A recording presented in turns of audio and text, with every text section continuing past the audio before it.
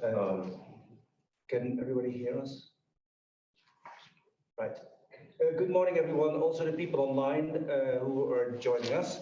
Good to see you all back. We're continuing the lecture series with Professor Christoph Markschies. This morning, the lecture will be about the 19th and the 20th century. I think my Met Prophet has been so kind to ask me to chair the session, so I won't ask any difficult questions. The people online, I've just been told by Jonathan that if you indicate that you have a question, please do so by raising the hand, and then hopefully there will be time for you to ask your question. And there will be a lecture first, and then there will be half an hour or so for questions. So before we start, I would like to read this acknowledgement. Aboriginal and Torres Strait Islanders are the original peoples of this land.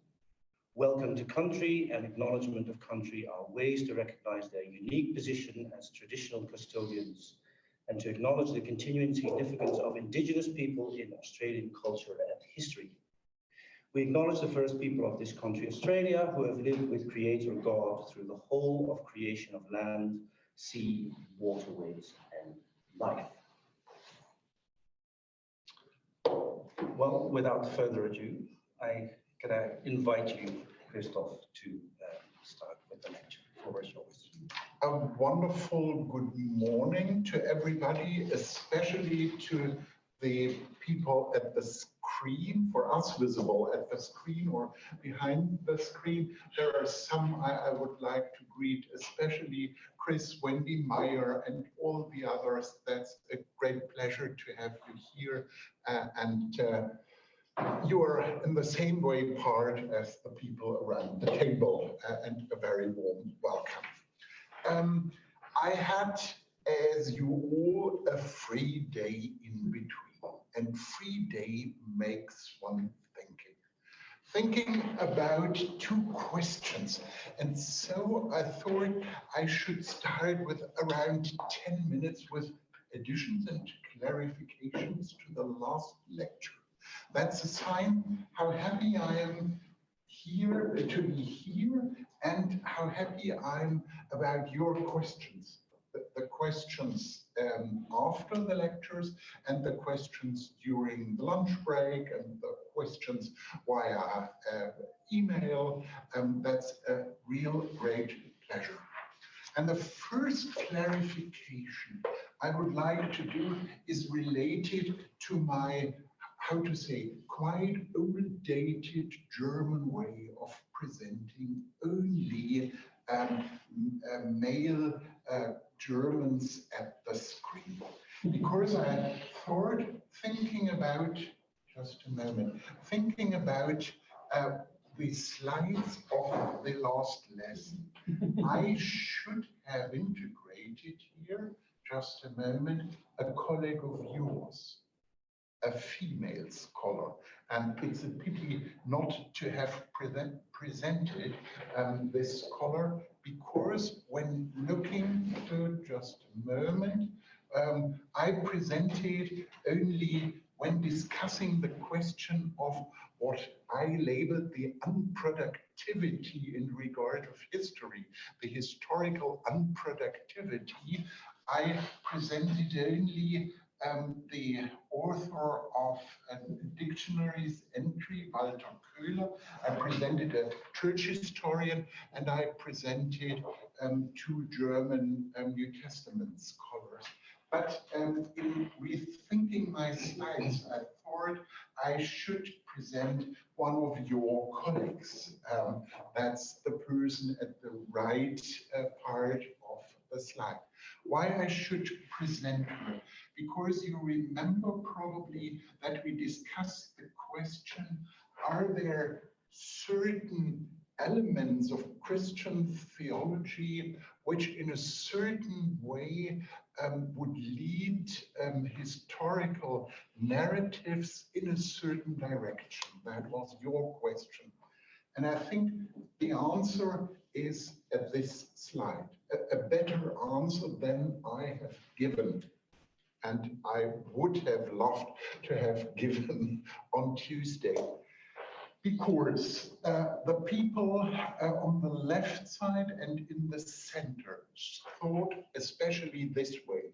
They were convinced that the reason for historical unproductivity of early Christianity in the first 30 years, Luke after 70, Christ's crucifixion somewhere around 30, 31, that the reason for this unproductivity is eschatology or apocalyptic. And that's expressed in the Gifford lectures of Rudolf Bultmann, the Gifford lectures of 1955, history and eschatology as a dual. Who has a certain kind of eschatology is unable to tell history as the others are telling history.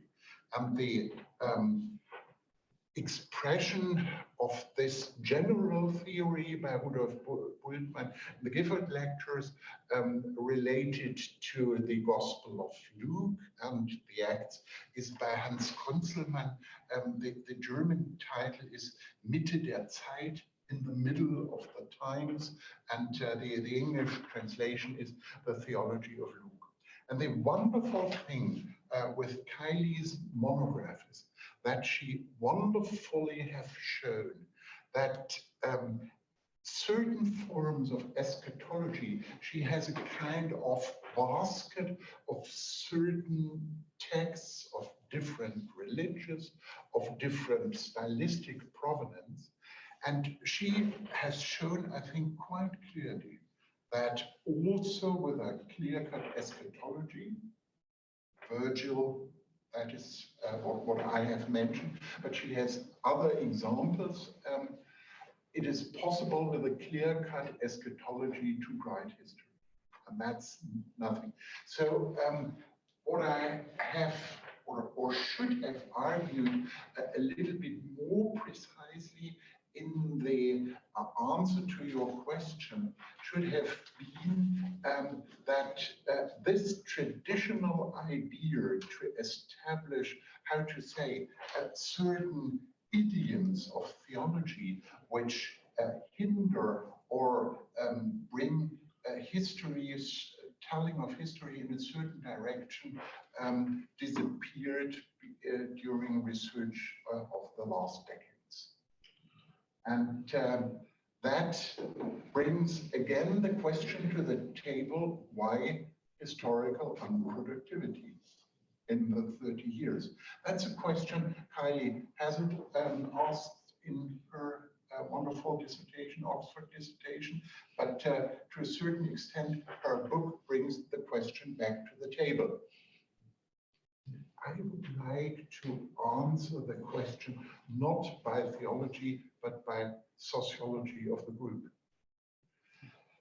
Because of the sociology of the group of followers of Jesus, which were mostly not uneducated people, but Luke is the first person able to write a certain form of Greek in a certain form of literary genre.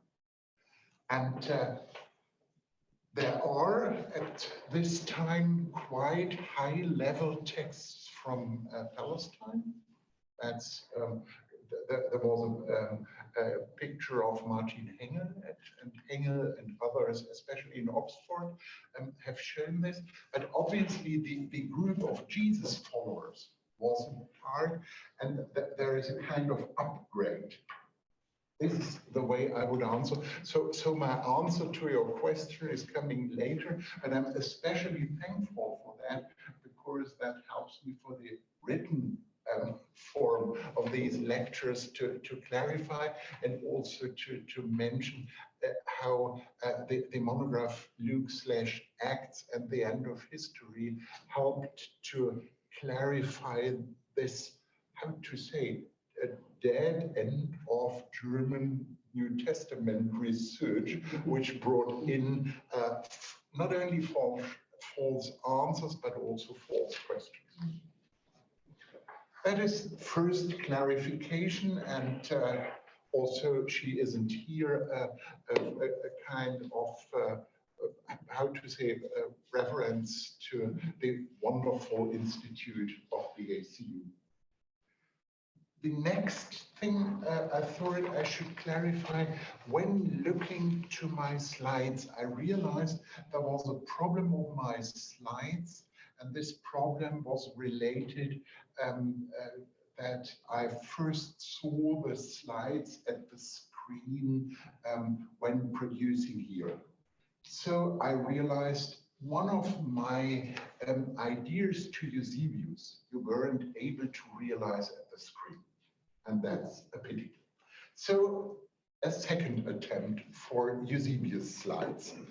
And the second attempt for Eusebius slides is first this attempt. Oh, there disappeared.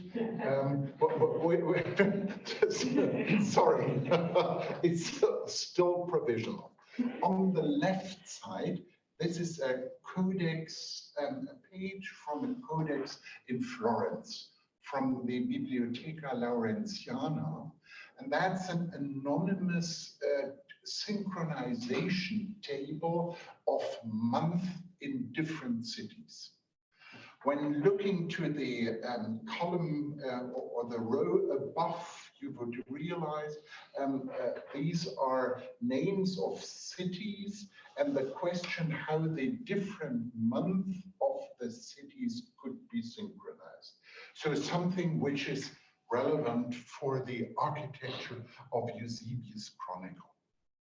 And when looking to these pagan, how to say, forerunners, examples for Eusebius, you got the impression that the rows in both senses and the lines in both senses, horizontal and vertical, yes, are set in a quite regular way. There is no use of the vertical and horizontal lines for specific purposes. They are set every city and every month. So it's a very simple, structured way of synchronization.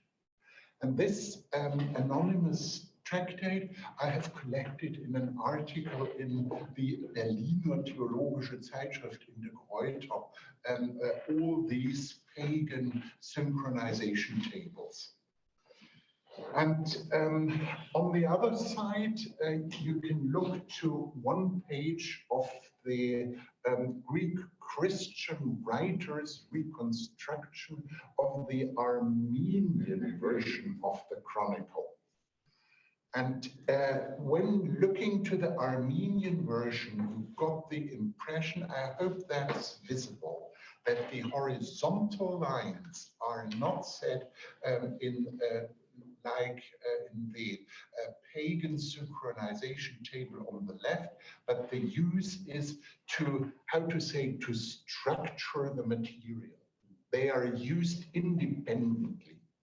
And that I hoped to not only to explain, but also to demonstrate by a slide. And I realized it was impossible to see it at the slides. It's also possible to see it in certain of the Armenian manuscripts. The interesting thing is it disappeared in the Latin form. There were, I don't remember exactly, on the left side there is the Latin translation by Jerome, which was mentioned by someone in the questions and answers round later. This is a manuscript from the Burger Library of Bern in Switzerland.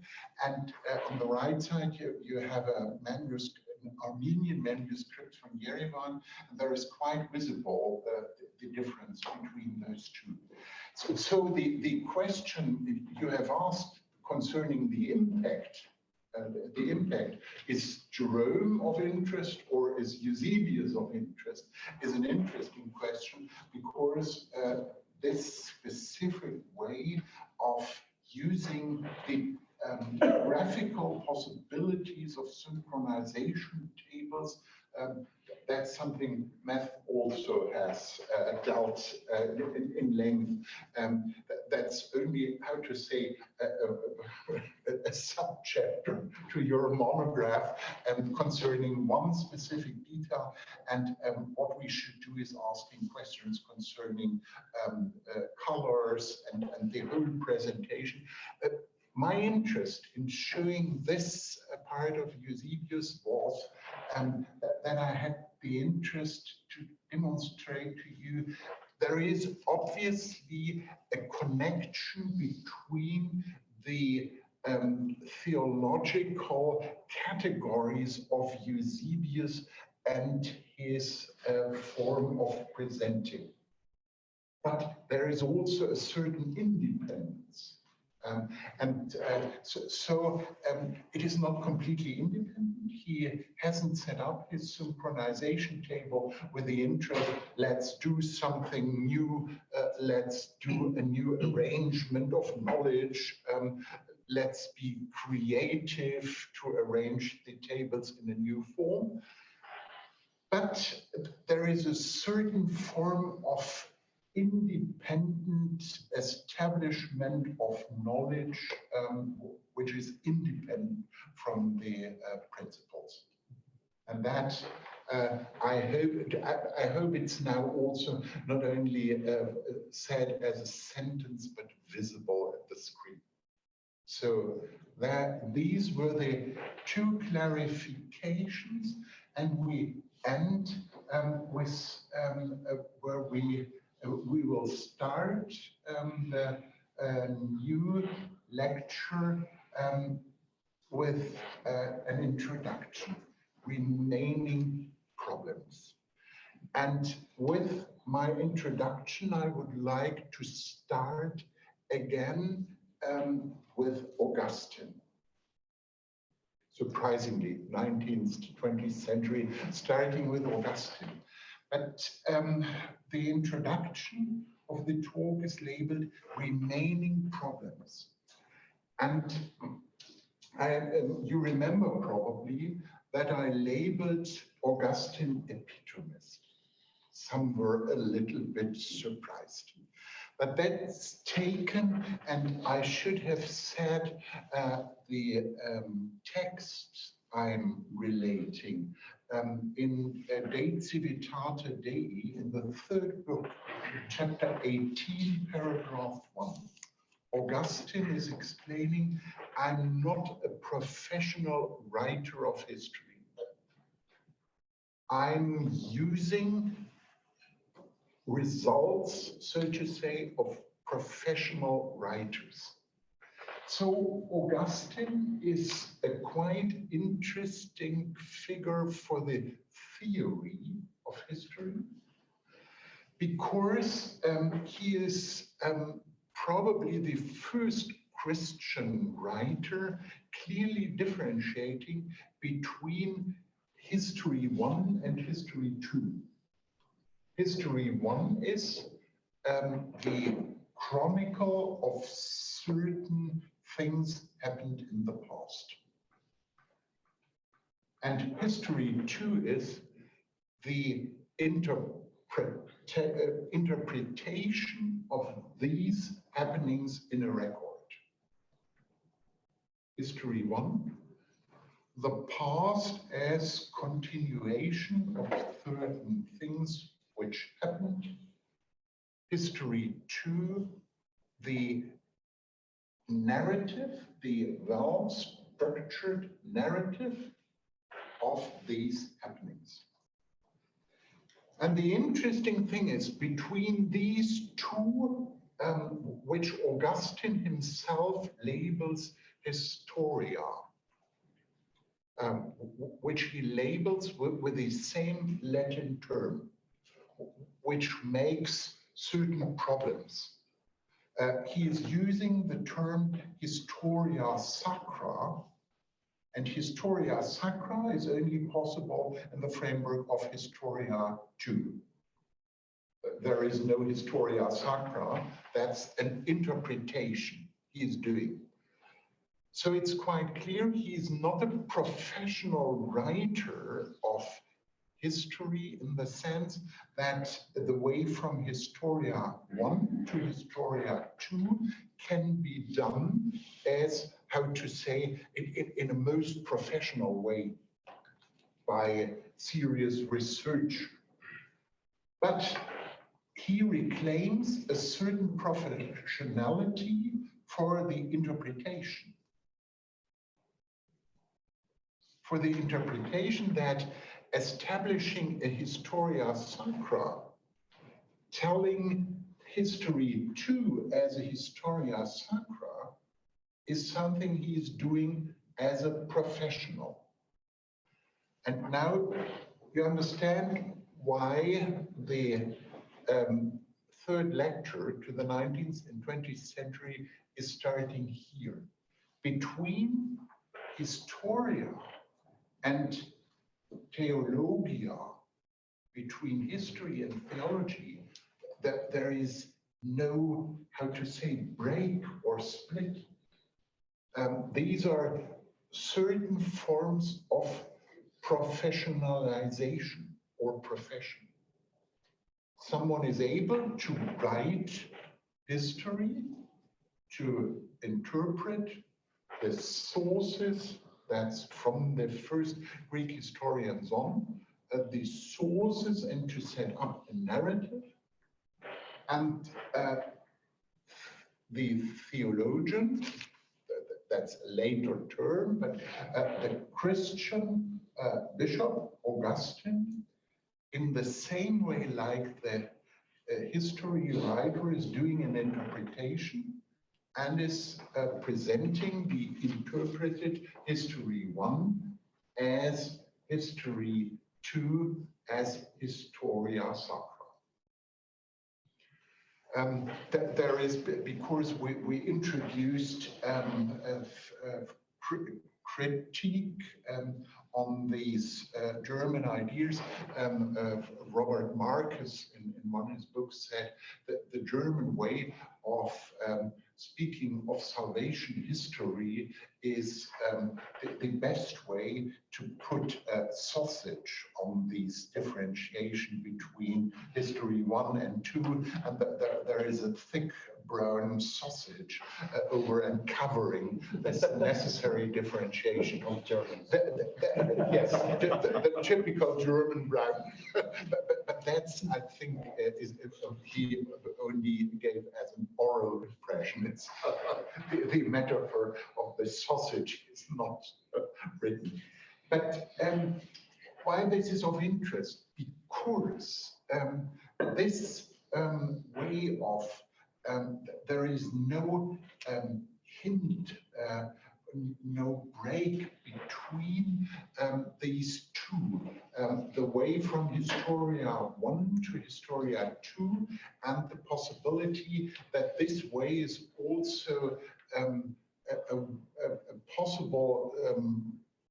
possibility for a Christian interpretation, for a Christian narrative of history too.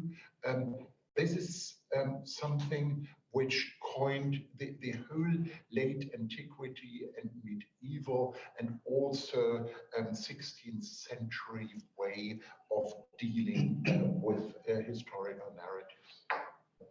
And what we have to discuss now is how this broke down. This is the starting point of our third lecture.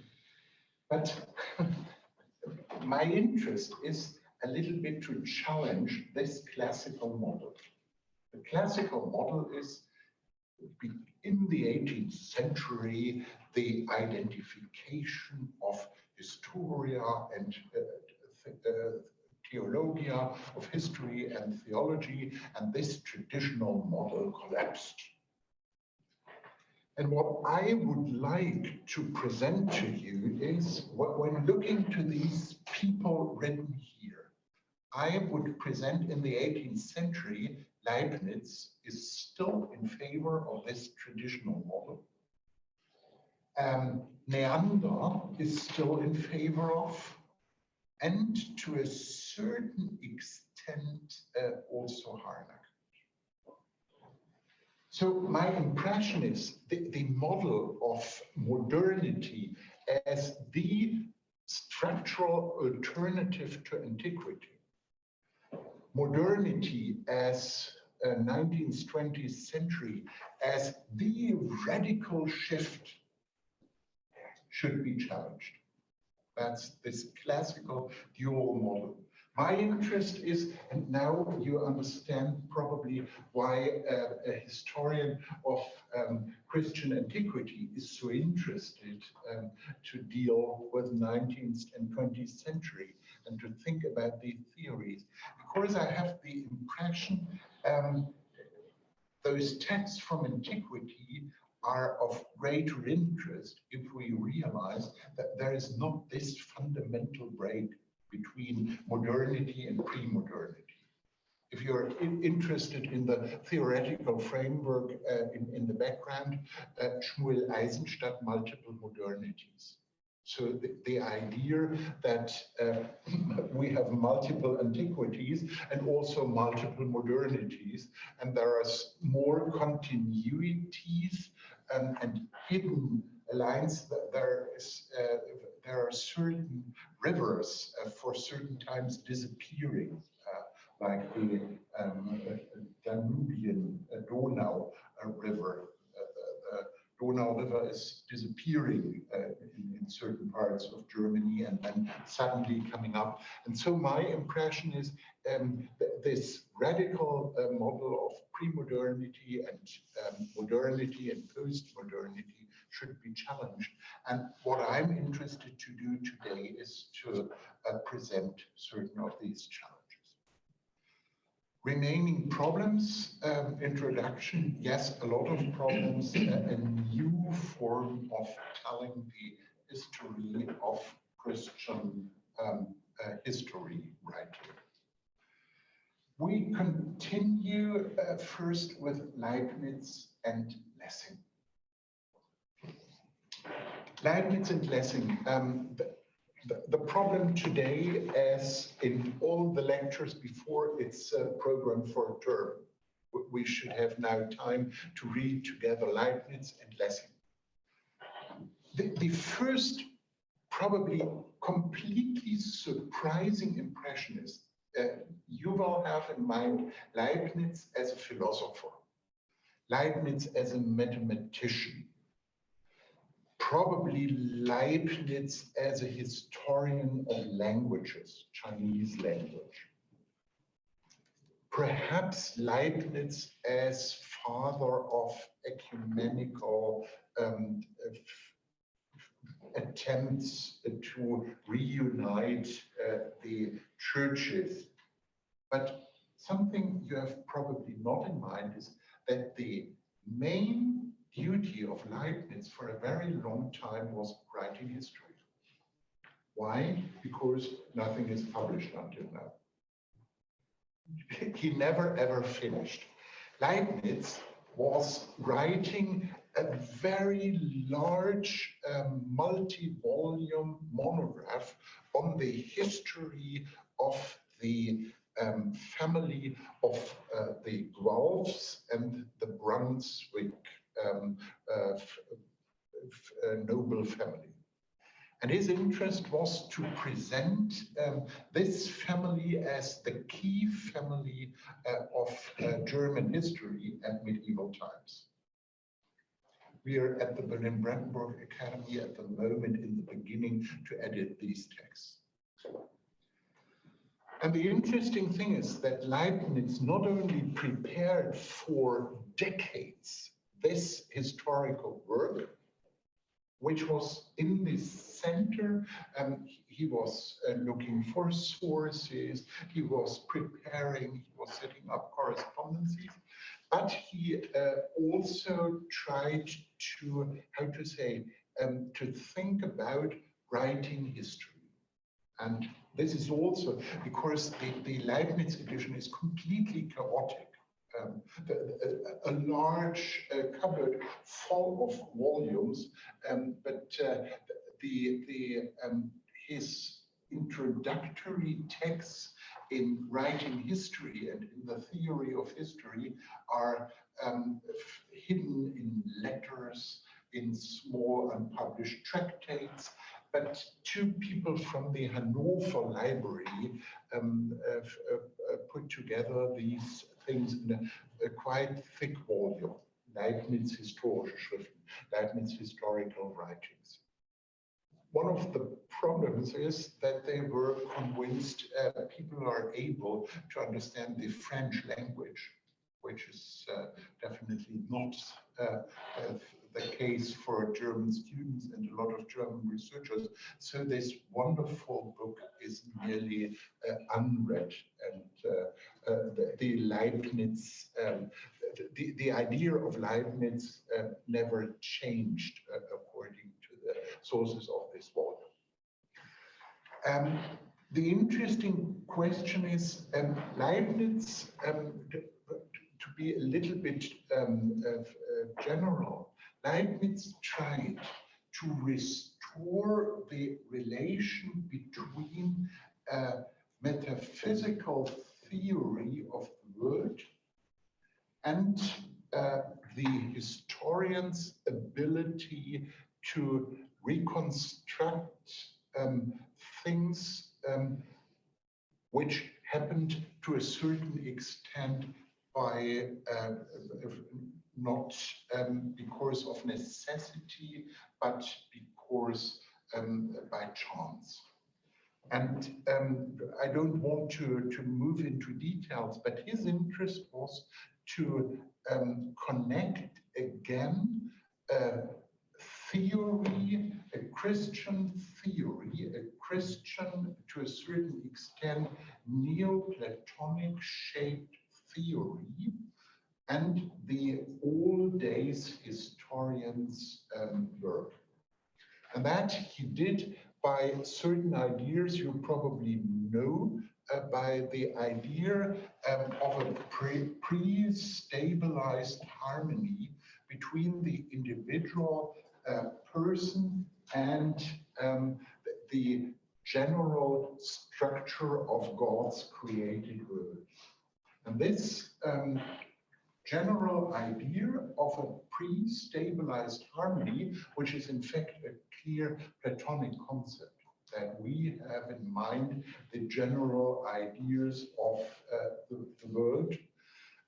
This general concept, he in these texts edited in his historical writings or his writings on theory of history, these general theory he tried to use to explain why we are able to distinguish between certain historical events which happened clearly by certain reasons, by historical events which happened without reasons.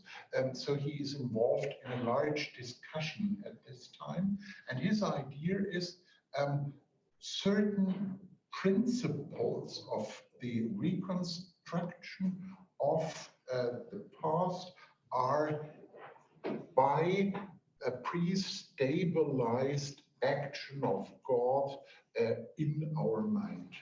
So we are able.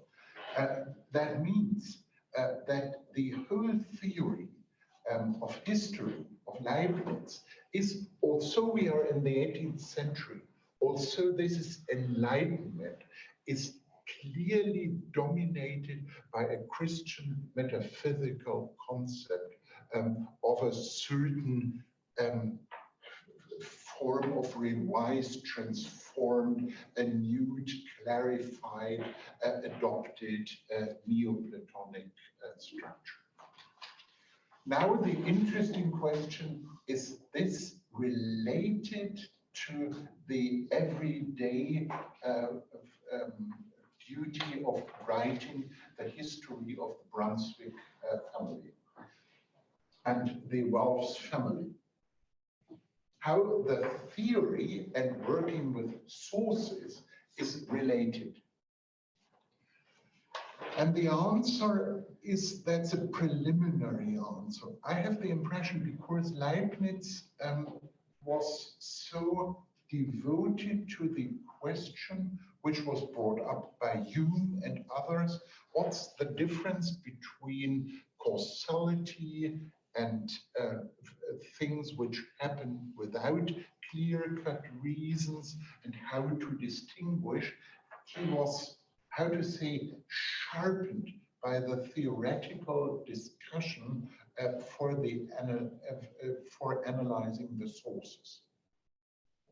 That's the relation between the large metaphysical system and the attempt to reconstruct against skepticism and against, how to say, a certain tendency of individualization of a historical mind, or the historian's mind. Leibniz tried to set up again the idea that one can justify the abilities of historians to analyze sources, and the large way to argue in favor of this helped him to sharpen his analytical abilities. But you probably have realized why I have introduced Leibniz, to make quite clear that in the 18th century, and Leibniz is also part of German Enlightenment.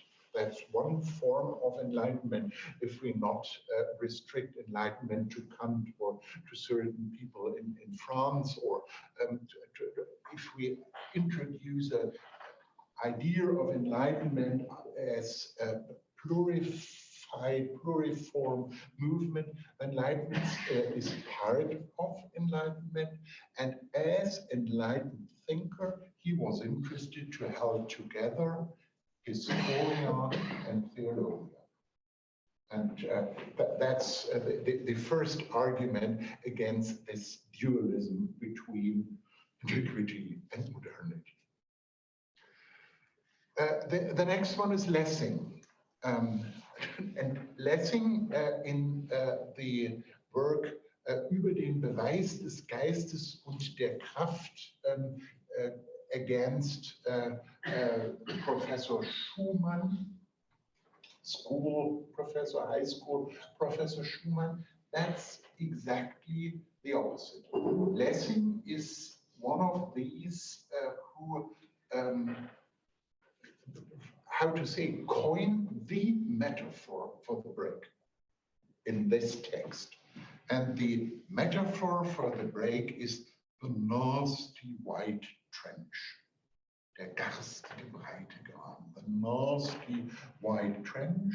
The nasty white trench, that truth of religion cannot be demonstrated, established, substantiated by truth from history. So there is a serious difference between historical work and religious thinking, religious truth, religious narratives, religious phenomena. And there is a certain melancholy, the nasty white trench, that's a certain form of melancholy. Schumann, the person, if you look to the title, Beweis des Geistes und der Kraft, which is also published in Brunswick. We are dealing with two people in Lower Saxonia, two completely different people. Schumann was convinced it is possible to argue for the truth of Christianity by historical work. The wonder as events in history which one can use to argue in favor. And Lessing was convinced that these are two completely different types of argument, of truth, and it is completely impossible to jump from one system of rationality, of argument into the other. So we have in the 18th century both the complete separation between a religious worldview, a series of religious principles, what we labeled in the first lecture theological categories, and a historical method. There is with Lessing at the table the idea that cannot be harmonized, that cannot fit together. One cannot have a religious worldview, religious categories. God acts in the world, and a clear-cut historical method. That fits not together. But Leibniz and Lessing are contemporaries of 1 century, and I have the impression it's not allowed for historical reasons to hierarchize one as pre-modern, Leibniz, and Lessing as the modern person, the more progressive or the lesser progressive. These are two alternatives. The first alternative is it is still possible to develop with a clear-cut historical method and certain principles, categories of a Christian worldview in the background, and so to write history. And the other theory is, or the other way, or the other paradigm is, that's impossible. And my impression is that's from this century on the debate still until today.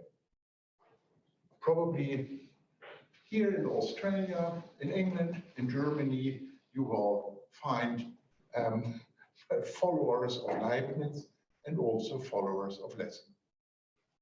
These are the two possibilities that people doing history of Christianity, in doing so, are moving out of their theology department and are part of institutes for history, and the others that they are holding things together because it's possible. And the whole thesis of my lecture is these are two options. They are in dispute, they are battling, and they probably will battle also the next years, decades, and perhaps centuries. And it's not possible to introduce the narrative. One is the modern way, and the other one is the pre-modern way. These are two forms of modernity. Shmuel Eisenstein, multiple modernity. This, time is running and running. Schleiermacher and Neander. This is an attempt to present two colleagues from one faculty as examples of these two tendencies. Schleiermacher as a representative of the tendency we have to distinguish clearly between historical method and what we are doing as historians, and Neander as someone as bringing back, that's what Harnack said in a celebration, in a speech celebrating Neander's birthday. Neander brought the history of Christianity, history of church back into theology. Why I'm looking to Neander? Neander was the first church historian of the new Berlin faculty. In 1810, the university was opened, faculty of theology was opened without a church historian. The first church historian of the Berlin faculty was Schleiermacher. And so we will first have a look to Schleiermacher as church historian. That's quite interesting. And then after a certain time, professionalization, Schleiermacher, who was also delivering New Testament lectures, lectures on what we today would label probably statistics and sociology of the church, psychology, history of philosophy, and so far Schleiermacher a little bit restricted himself and the faculty appointed church historian.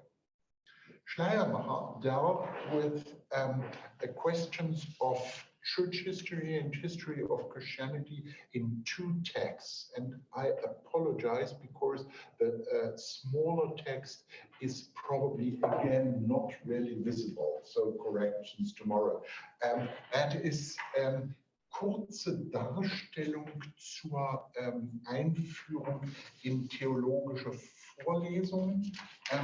And that one could probably kurze Darstellung des theologischen Studiums zum Beruf, einleitende Vorlesung, brief description of theological studies for the purpose of introductory lectures, 1810 and 1830.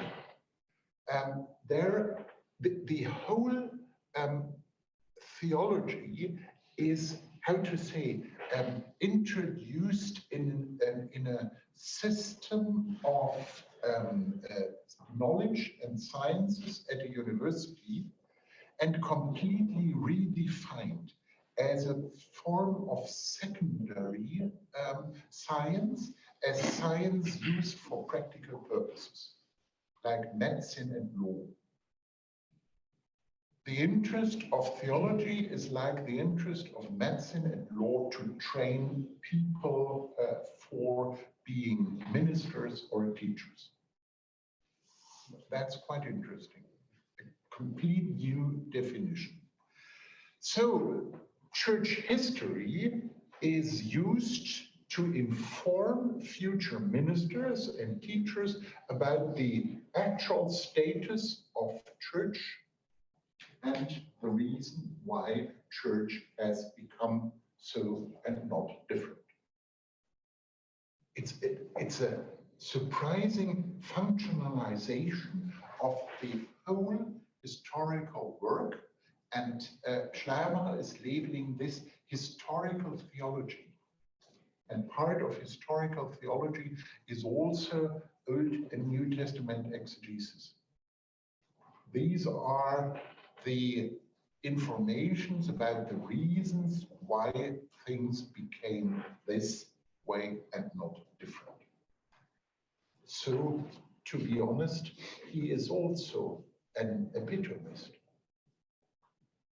He is not interested in an independent historical research. He is interested to inform you why the status of the Catholic Church in Australia has become so and so. So the interest to study ancient Christianity, my own discipline, is restricted. It's only of interest how ancient Christianity shaped Christianity today. And when looking to Schleiermacher, wrote a small booklet on the history of Trinitarian theology, and there his interest was to present one form, what we labeled for a long time, according to the Harnack system, as the modelistic form of Trinitarian theology.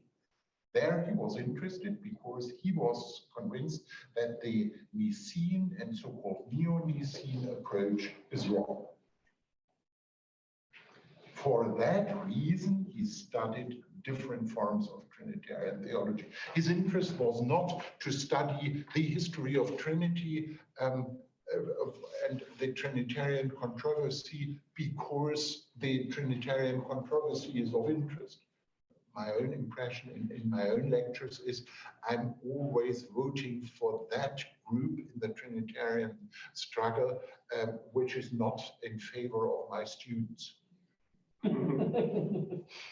So I'm from time to time an Arian and from time to time an anti-Arian, because I think that that's the duty of a teacher. Schleiermacher is thinking differently. And when looking to his Vorlesung über die Kirchengeschichte, he lectured also on church history that he has done in the years 1806 in Halle, before the opening of the Berlin faculty, then in 1821 and in 1825. There he is, that's a little bit surprising, not studying the sources, but studying secondary literature. Schleiermacher's lectures are completely based on secondary literature. The editor of the volume that's in the critical Schleiermacher edition, which is done by the Berlin Brandenburg Academy, the Schleiermacher edition, the editor, Simon Gerber, has shown no look to the sources. So, and that's interesting. He is presenting things to his students. Athanasius in his, and it's all taken from Schröck, is one of these authors of series on church history, which Schleiermacher used. Not for reasons of time, but for theoretical general reasons. The interesting thing is that in der kurzen Darstellung, in the short introductory presentation, Schleiermacher is completely convinced that the methodology one should use in church history is completely secular and have nothing to do with theology. But the question is the self-presentation. There is an autonomous form of history which we, the theologians, are using for certain purposes. Is this really Schleiermacher's all-day practice? And one can think about, because before he is presenting church history in his lectures, there is an introductory lesson concerning church history. And there is said, only a Christian can tell the best form of history of Christianity, because all history is completely individual, and only the individual which has a certain form of being attracted by the subject can tell the history in the right form.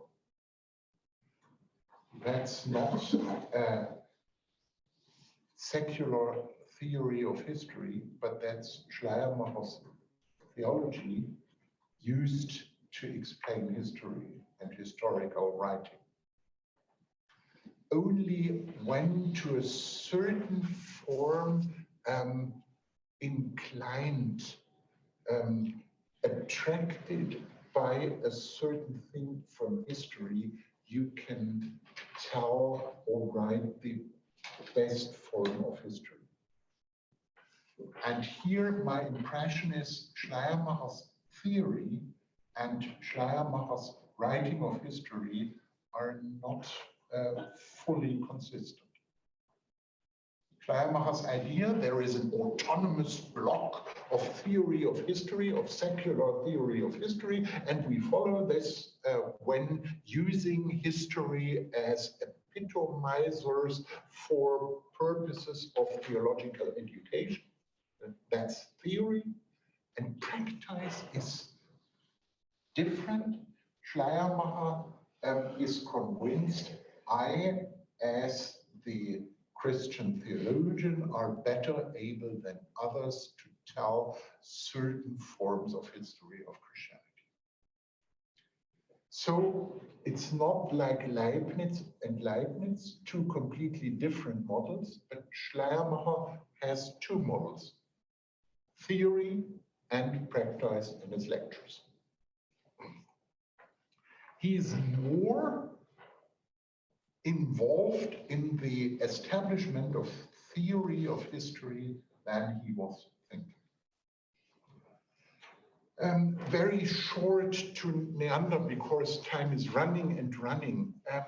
Neander, that's the person on the right of the page, and the wonderful caricature where a person is disappearing behind the pulpit.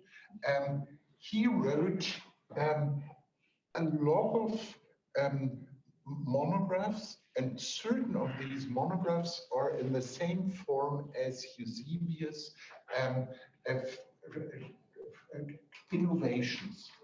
Neander is the inventor of the personal monograph, of a monograph concerning one individual person as literary genre in church history. He wrote on Bernard of Clairvaux, Francis of Assisi. So he invented the idea to devote a monograph to one single person, which he had the idea is of interest to, and here it's quite clear, he was a colleague of Schleiermacher, that person is of interest to develop your own piety. He was deeply coined by the German awakening. He was a pietist, a converted Jew from Hamburg. And he was interested to use theology to stabilize the heart of the individual Christian reading those texts. And the second literary genre he invented was the historical miniature.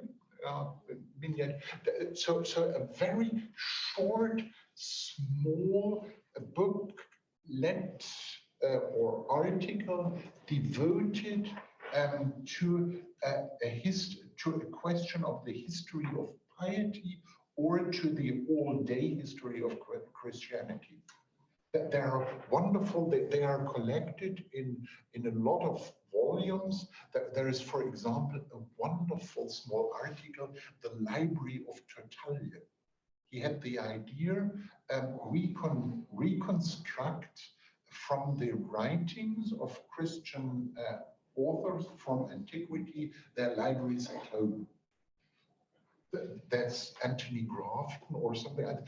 That's a pre-runner of something which came up in the 20th century. All-day history, history of piety, which form of small prayers ancient Christians used, and which gestures they used with their prayers. A completely unasked question in the 19th century. So because in his interest in piety, he developed, it's a little bit comparable to Eusebius, questions completely different from the questions others asked at these times. And because he was an awakened theologian interested in the piety of the inner Christian's heart, he asked questions to the history unasked before. So Neander is definitely an example that these clear-cut distinction between the principles or categories of a theologian at one side, and at the other side, the secular historical method, that's an idealized picture that Schleiermacher theoretically voted for, but Neander neglected and behaved completely differently.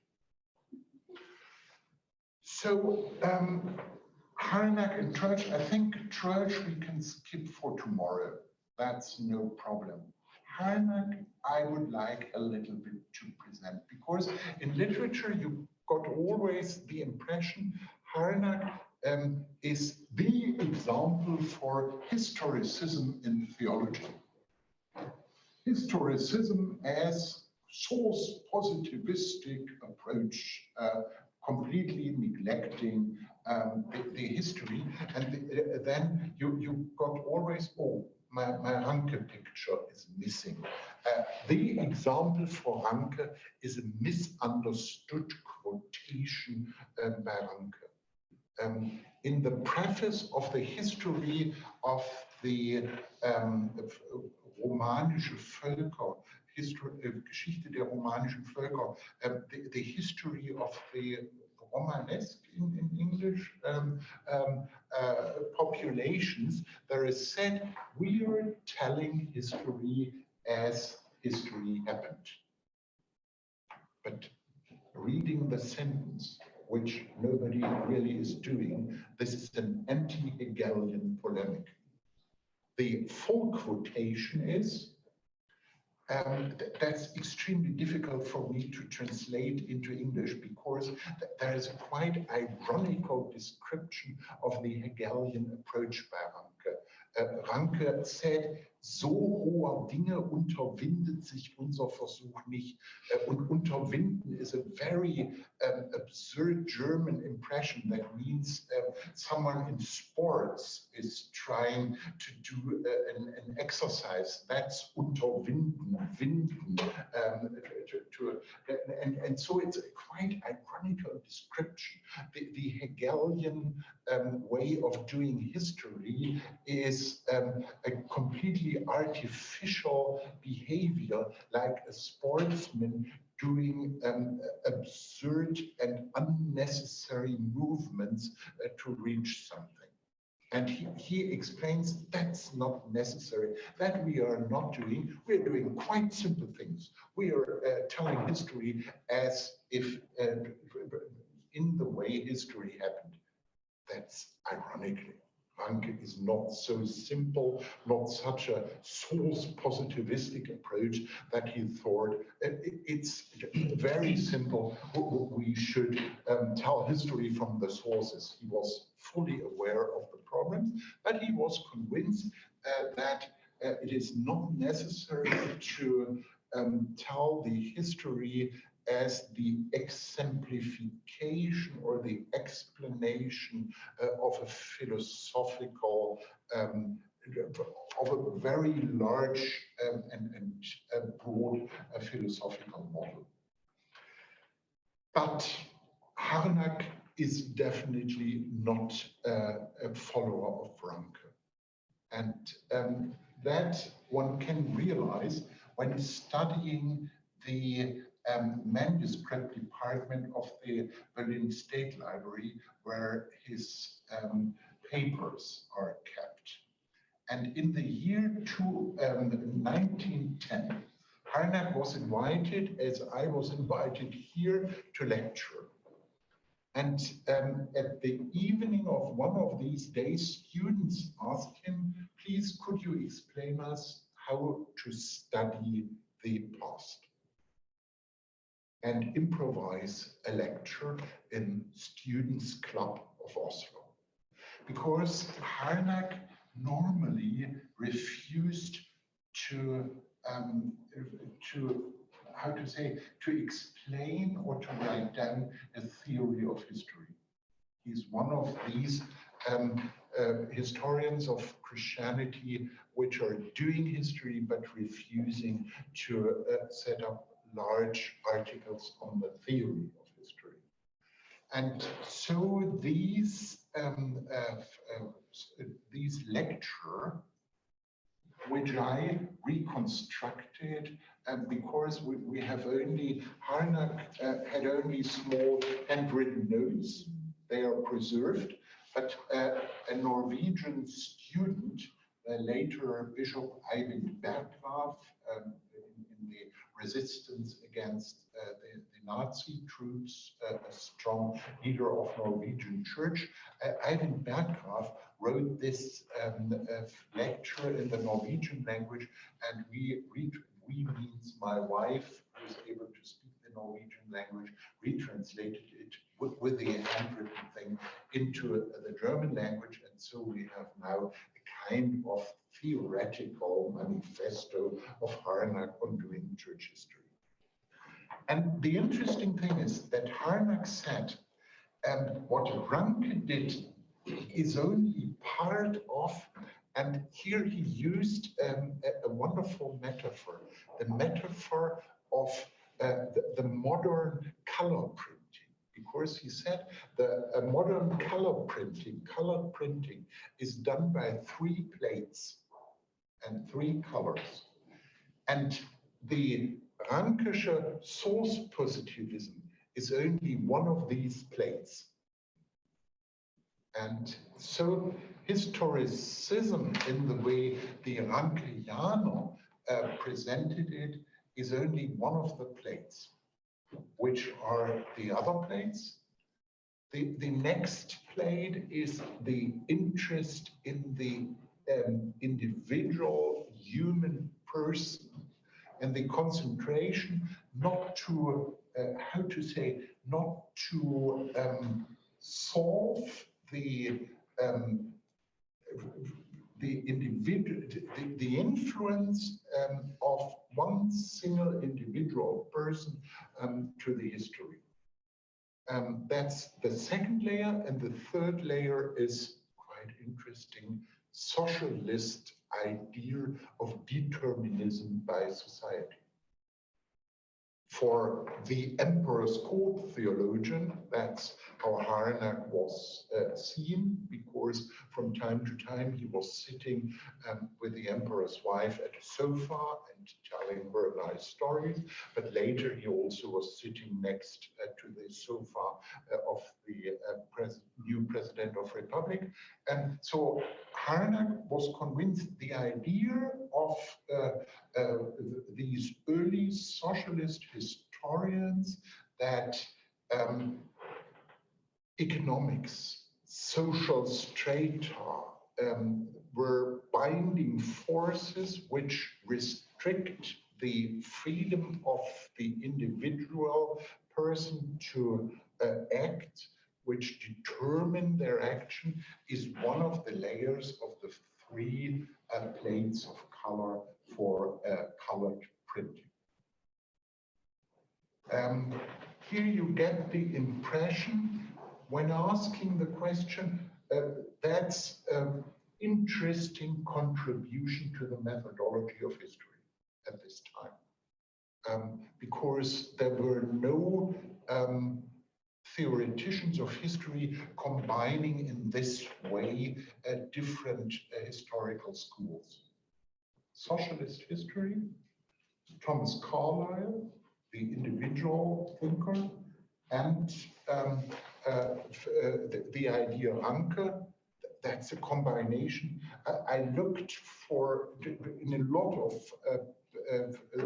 monographs, theoretical monographs, contemporary monographs, and was not able to identify anyone else thinking in this idea. That's a completely original idea. I'm combining, and also a nice metaphor for the students.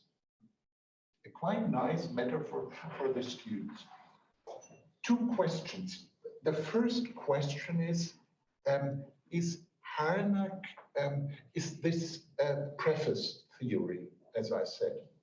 Theory expressed in a lecture for students, but in the historical works of Harnack.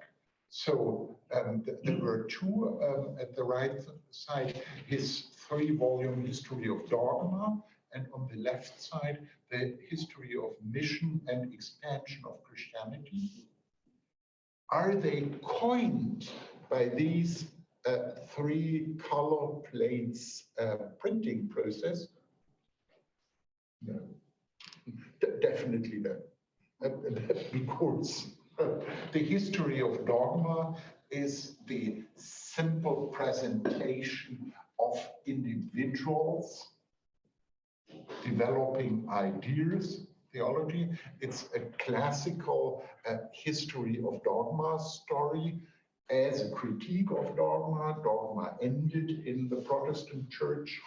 It's a more or less Catholic principle, and the theologians of the Reformation were unable to realize that they were a little bit too Catholic, and later Protestant church realized what really was Protestant. But these were definitely no,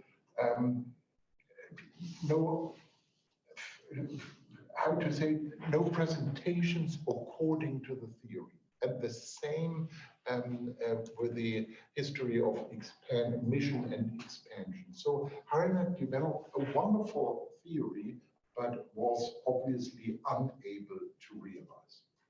And the next question, how his theory in the Oslo lecture of 1910 was related to his Christian worldview. And that's a little bit a difficult question. We have these famous lectures on the essence of Christianity of the year 1900, where you get the impression that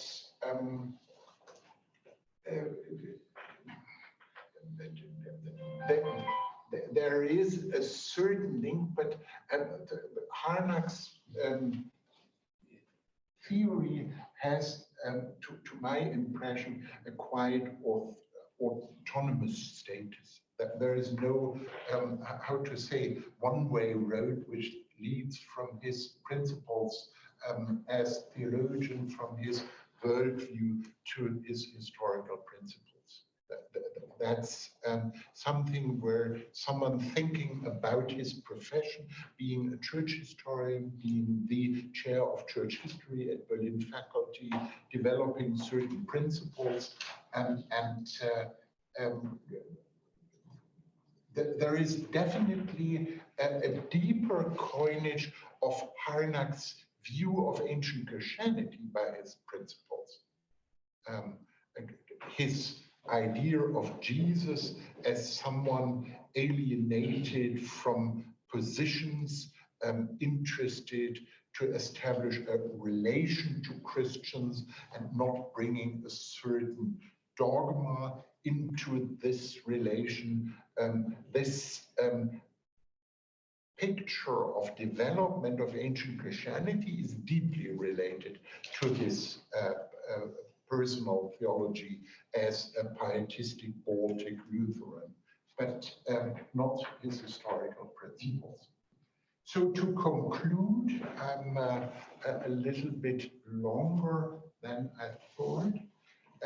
What I'm trying to present you in this third lecture is that the general idea of a serious break in modernity is one of these legions of modernity.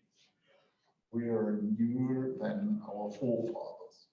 My impression is that a lot of things continued.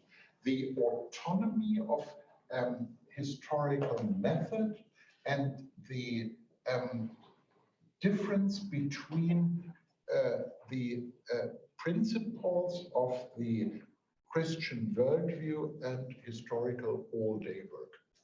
That we have at the beginning and that we have at the end.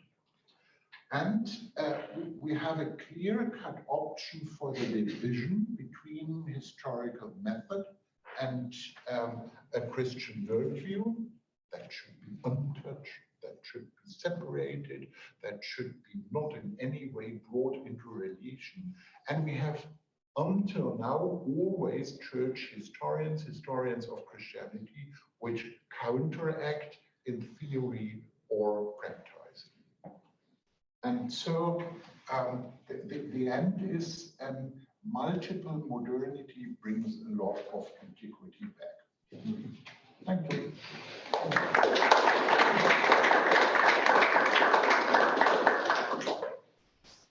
Thank you very much. 15, maybe 20 minutes left for some questions. Can I say again that the people online who are joining us online, please feel free to join the discussion. But for everyone, also the people here in the room, can I ask you to be brief so we can have actually quite a few questions on the table here. Perhaps at the beginning some questions, and I will answer after some questions. So I am shorter than I was in the last two lectures. Yes, that's a good suggestion. So let's gather. Shall we gather 3 questions, and then who can I invite to ask the first question? Okay, Michael. Stay with Harnack for a minute and think about whether your last question, whether his theory is related to his practice. You suggested that his practice was clearly shaped by his Christian perspectives, but you thought his theory perhaps wasn't. But I wondered if you take your idea of categories again, might help here. So it might be that, because it looks odd to put sources, individuals, and communities all together as a historical theory. It looks like on certain versions of those categories, it looks like he doesn't have a coherent theory of history. But it might be that a Christian take on, or a particularly Lutheran take on, what it would be to be social, what it would be to be an individual, what it would be to, why you would have to care about a source, could harmonise those 3 things. So I wonder whether you could take it more along those lines. Thank you, Jack. I was thinking about your distinction between history 2 and history 1 and the relationship between that and hagiography. So for the hagiographer, history 2 will look like a distortion of history 1 to the historian. But for the hagiographer, history 2 is getting at a more important version of history 1. And is this awareness of the way history 2 might distort history 1, is that something different between the historian and the hagiographer that is peculiarly the negative kind of way narrative distorts history? Is that peculiarly modern, or do we see that in the pre-modern accounts of history as well? Thank you. Yes, thank you so much. A broader philosophical question seems to be raised by the lectures, and if I can formulate the question, how basic is religion for identity? If we assume that religion constitutes identity and basically forms all aspects of our mental life or our categories, then necessarily we would have to think more like Leibniz. But I wonder what you are assuming, how influential is religion to identity, which then informs how we do history. Thank you.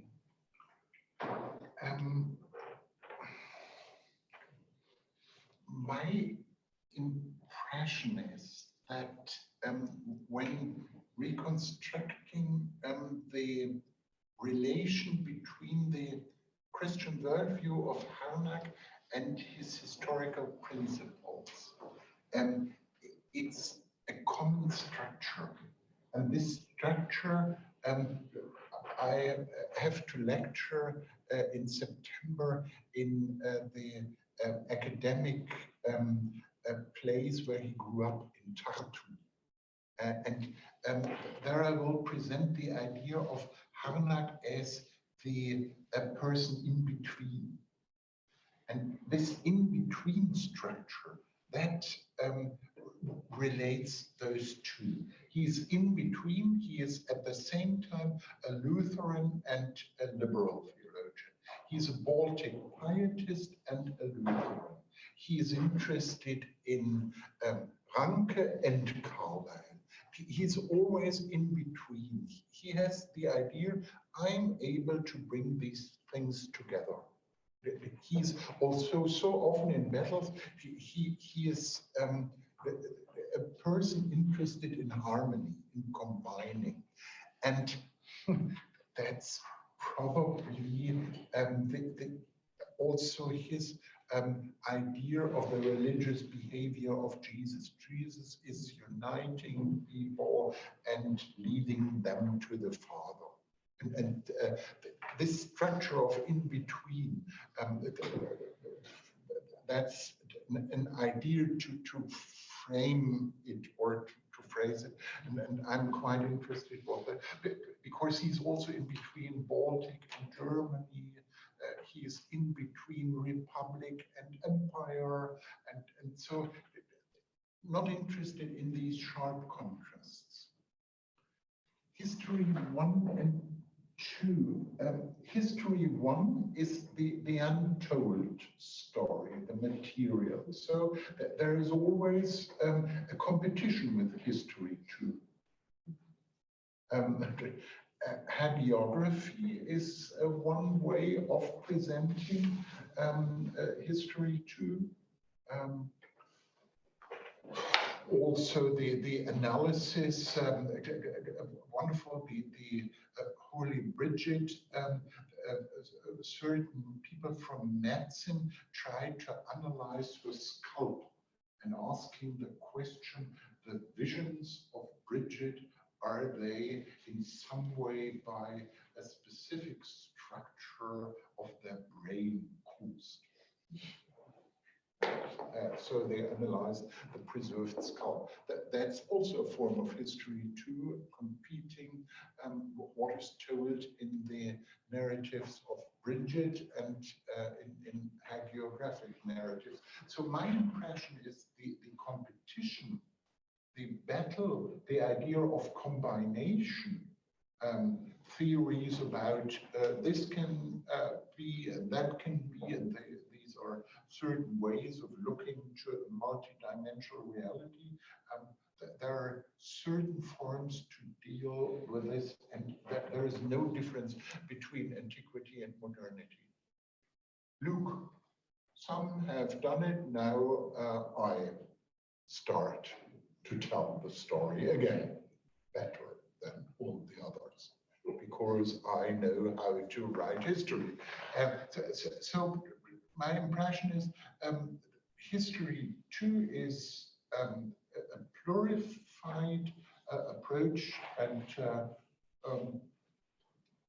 for Harnack things are easily to combine, for others you have to decide.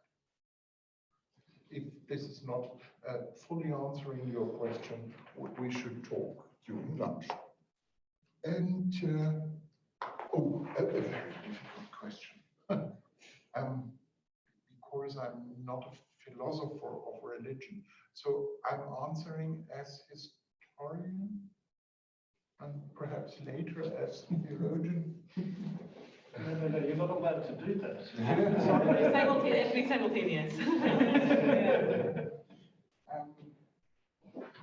My impression is that depends completely.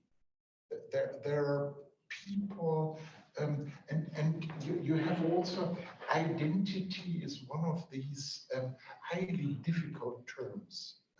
The identity shown, when I was a student, there was a large debate concerning the question prayer before lunch in student dormitories. And people said, I would like to pray in silent form. Don't want to have official prayer. It's also a form of religious identity, probably. So that is depending, I'm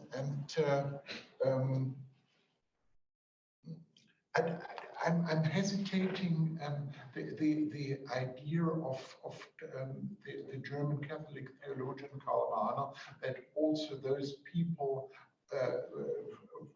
by which a religious identity is not visible, we declare them anonymous Christians. That, I think, is a difficult way. One has to accept that the religious identity of certain people is zero. And probably was also in antiquity, that there were people who were in no way interested were skeptics and spent their life. So it's difficult for a historian. I'm always modifying this Wittgenstein sentence, where the sources are quiet, the historian should be also quiet. Thank you. Jonathan, are there questions online? No, not at the moment. Okay, got one here.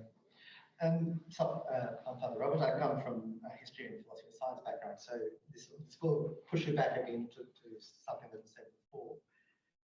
One of the things that's come up quite a lot is this whole idea of the theory-ladenness of observation, that whatever you observe, you have a theory behind it. That's why you think it's important. So it seems to me, at least, that Historia 2 necessarily undergirds Historia 1. That you can't have a kind of an independent Historia 1.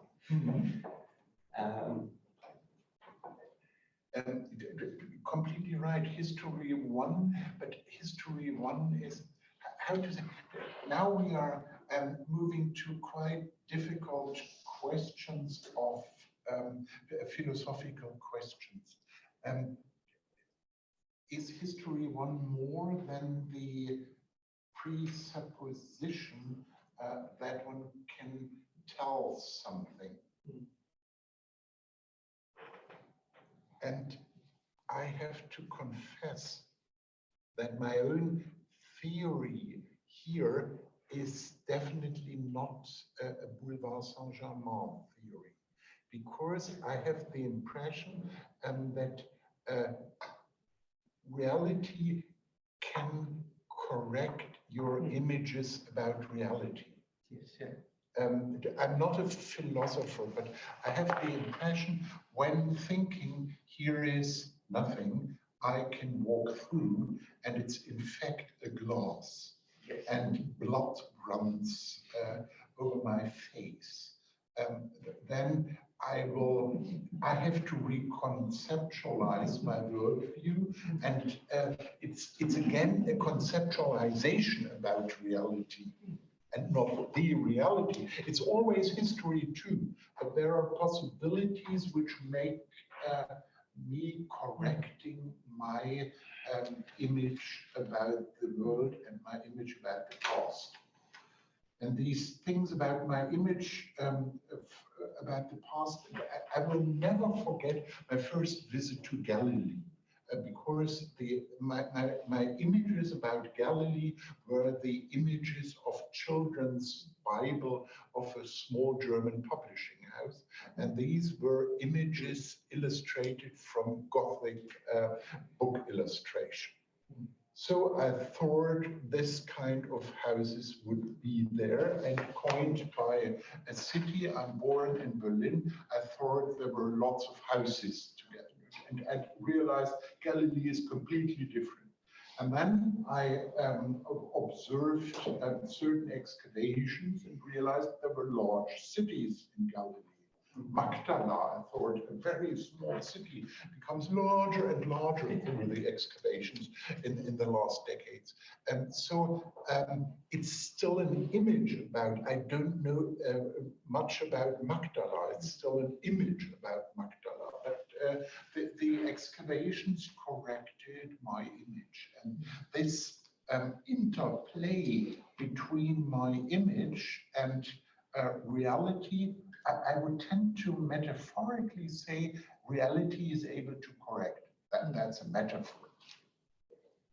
But that's necessary, and to a certain extent, instead of reality is correcting me, there is a community of historians writing only critical reviews. And yes, there is perhaps fashion, but it's fashion to criticize my wonderful approach. But it could also be that the community of historians criticizing me is right. And so has a better image of reality. And So I got a review of a book, and I'm thinking that there is a picture that the New Testament scholar Deisman in the 20s of the last century left the history of his New Testament scholarship and became a forerunner of the ecumenical movement. And I thought, no, bringing together a dictionary of the New Testament language based on epigraphical and papyrus material and recollecting the Greek manuscripts in Turkey is not leaving the New Testament. And then I got a review and someone said, that's absolutely unoriginal. And, but that's coined probably because he's thinking epigraphy, papyri, and manuscripts are irrelevant for New Testament research. And so all these discussions are coined by images of reality, but from time to time, reality strokes back, so to say. Thank you very much. Unfortunately, that's all that we have time for. Please join us again tomorrow, 11 o'clock. Since Professor Markschies will talk about the future, it'll only take a few minutes. And there will be plenty of time to ask questions. So please join me again in thanking.